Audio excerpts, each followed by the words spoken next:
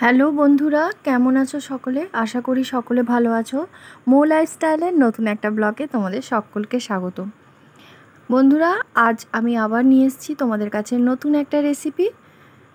আজ আমি করব ইলিশ মাছের মুড়ো দিয়ে পুঁই শাক কচু দিয়ে একটা চচ্চড়ি। এটা কিন্তু খেতে ভীষণ সুস্বাদু হয়। ইলিশ মাছ যাতেই পড়ে সেই তরকারি স্বাদ বদলে দেয়। সেই রকমই এই কচু আর পুঁই দিয়ে যদি ইলিশ মাছের মুড়োর রান্না করা হয় তা কিন্তু স্বাদ হয় দুর্দান্ত। তাই পুরো রেসিপিটা দেখো। এর জন্য আমার লাগবে কচু, আলু, পুঁই শাক আর বেগুন। সবগুলো সবজিকে আমি কেটে নিয়ে ভালোভাবে ধুয়ে নিয়েছি। আর লাগবে আমার একটা ইলিশ মাছের মুড়ো। যেহেতু ইলিশ মাছই মেন উপকরণ, তাই ইলিশ মাছের মুড়ো তো অবশ্যই লাগবে। আর রান্নাটা আমি সর্ষের তেলেই করব। তাই কড়াতে প্রথমে সর্ষের তেল দিয়ে দিয়েছি আর দিয়ে দিয়েছি একটা শুকনো লঙ্কা আর 5 ফোড়ন। শুকনো লঙ্কা আর 5 ফোড়নটা ভালোভাবে ভাজা হয়ে গেলে যখন সেন্ট গন্ধ উঠবে তখনই কিন্তু আমি পেঁয়াজগুলো দিয়ে দেবো। খুবই সামান্য পরিমাণে কয়েকটা পেঁয়াজ কুচি দিয়ে দিতে হবে। পেঁয়াজ কুচিগুলো দিয়ে একটু নাড়াচাড়া করে যখনই সোনালি রং আসবে তখন আমি একে একে করে সব সবজিগুলো দিয়ে দেবো। বেগুন, কচু, আলু সব কিছু দিয়ে ভালোভাবে তেলের সঙ্গে কষিয়ে নেব। এই ইলিশ মাছের মুড়ো দিয়ে পুঁই শাকের তরকারিতে বেশি কিছু উপকরণ লাগে না, কিন্তু খেতে হয় দুর্দান্ত। তাই পুরো রেসিপিটা বন্ধুরা দেখো। আর যদি ভালো লাগে অবশ্যই একটা লাইক করো, কমেন্ট করো আর প্লিজ আমার চ্যানেলটিকে সাবস্ক্রাইব করে আমার পাশে থেকো। আমি চেষ্টা করি যে খুব সহজেই যে রান্নাগুলো তৈরি হয় অথচ খেতেও সুস্বাদু হয় সেই রকম রান্নাই তোমাদের কাছে নিয়ে আসতে। তো আশা করি অবশ্যই তোমাদের ভালো লাগবে। তাই পুরো রান্নাটা দেখে যদি ভালো লাগে তাহলে অবশ্যই আমার পাশে থেকো। সবজিগুলো দিয়ে পরিমাণ মতো নুন আর হলুদ দিয়ে দেব। দিয়ে ভালোভাবে সবজিগুলোকে আমি কিন্তু কষিয়ে নেব। সবজি কিন্তু ঢাকা দিয়ে রান্না করলে তার গুণটাও ভালো থাকে, বজায় থাকে আর খুব তাড়াতাড়ি সেদ্ধও হয়ে যায়। তাই আমি চাপা দিয়েই যতটা সম্ভব রান্না করব। তারপরেই দিয়ে দেবো পরিমাণ মতো জল, যাতে সবজিগুলো খুব ভালোভাবে সেদ্ধ হয়ে যায়। জল দিয়ে আবার কিন্তু চাপা দিয়েই আমি রান্নাটা করব। দেখো জলটাও শুকিয়ে গেছে আর সবজিগুলোও কিন্তু সেদ্ধ হয়ে গেছে। এরপর সবজিগুলো একটু নাড়াচাড়া করে ওর মধ্যে আমি দিয়ে দেবো পুঁই শাকগুলো।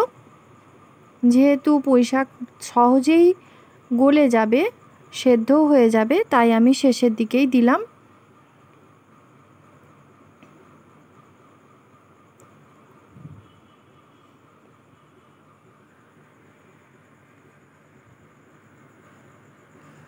এই রান্নাতে তেমন কোনো মশলাও লাগে না আর খুব বেশি কোনো পরিশ্রমও হয় না, কিন্তু খেতে ভীষণ সুস্বাদু হয়।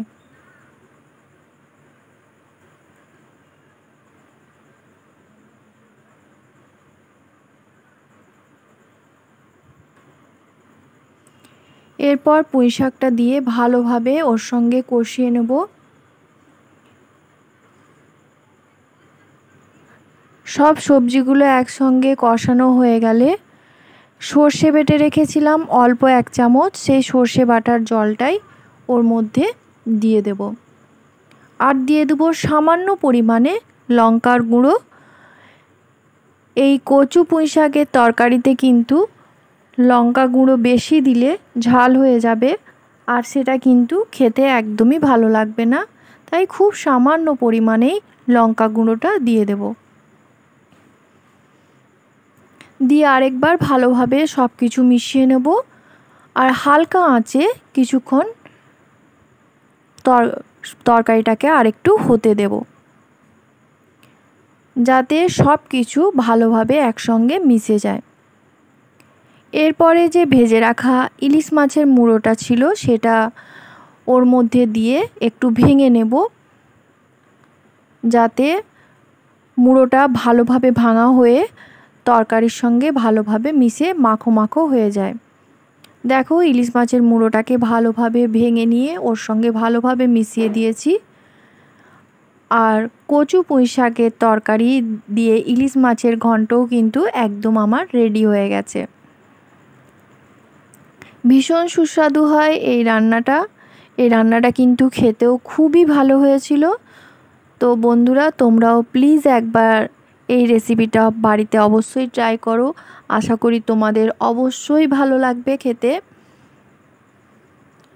আর যদি ভালো লেগে থাকে অবশ্যই আমাকে একবার কমেন্ট করে জানিও।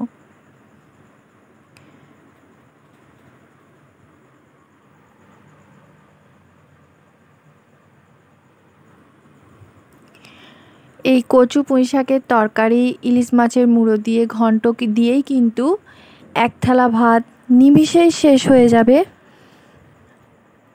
ভীষণ সুস্বাদু।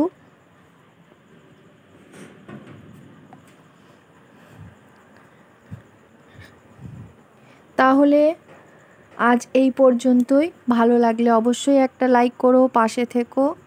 আবার তোমাদের কাছে নিয়ে আসবো নতুন কোনো রেসিপি। ততক্ষণ পর্যন্ত তোমরা সকলে সুস্থ থেকো, ভালো থেকো আর ভালো ভালো খাবার খেতে থাকো।